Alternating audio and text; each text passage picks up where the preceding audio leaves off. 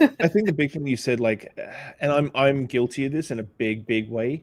As a hospitality people, like you're always up for giving away your time for free to brands Yeah, because you're like, oh, I'm going to build my personal brand. I'm going to build my personal brand, or I got to build some value for these people, like for these brands.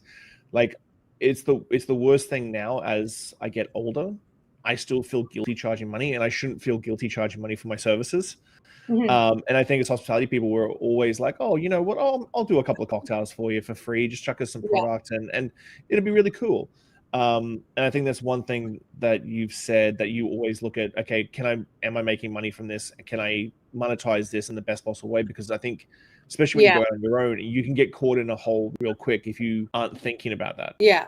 Like I don't want, I guess this is another conversation I have very oftentimes with other like content creators or even bartenders where yeah, there is definitely a time and place where you could volunteer and maybe just getting your name out there is worth the, I don't know, pouring for a brand or something or getting Hmm. a couple bottles because you love that brand.